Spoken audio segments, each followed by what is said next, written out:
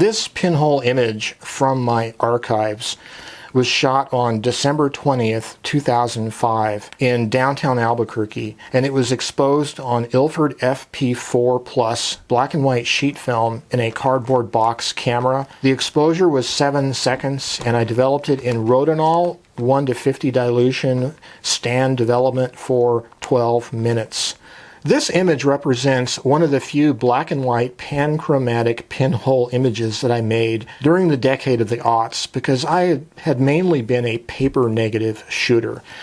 But there are some advantages, certainly, to shooting film. One of those is because of the panchromatic tonal range, you can actually get a dramatic sky, and the other one is dynamic range is much better.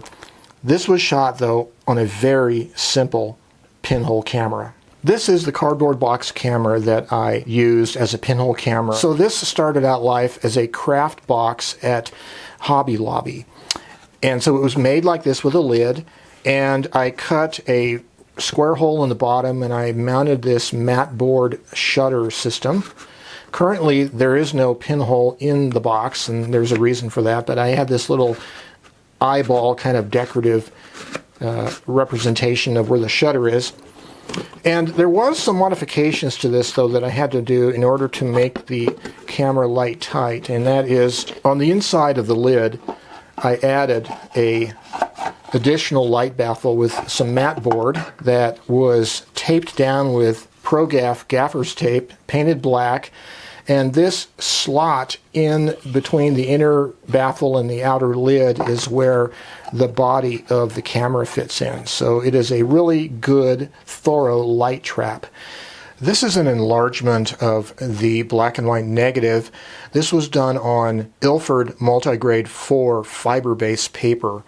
One of the things I like about shooting panchromatic black and white film in pinhole is you get the dark skies that you don't get when you're shooting paper negatives. I love the rising geometric perspective going on here as the front edifice of the Albuquerque High School building rises up in the distance. And there is, as you can see, a lady sitting on the steps, probably reading, I believe. I did not center the camera completely perfectly with the center of the edifice. You can see the way the geometry kind of goes off at an angle. But there's kind of a skewed kind of a perspective on there that I think is interesting. And there's a little bit of a tree right here in the left. It's kind of hard to see in the shadows, but there's, in the live print here, you can definitely see the tree.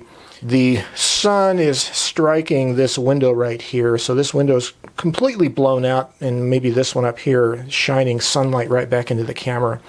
So my father attended this school before World War II. My family's home is just a couple blocks east of here. This is located on the corner of Broadway and Central in Albuquerque.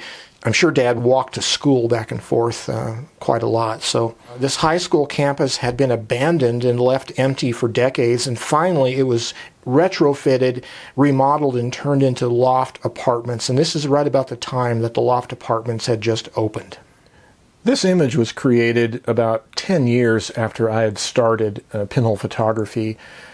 I had been working mainly with paper negatives, and I decided that I needed to start doing some sheet film work as well and enlarging the 4x5. The subject matter of the old Albuquerque High School that my dad went to, my grandpa actually graduated from that school in 1912.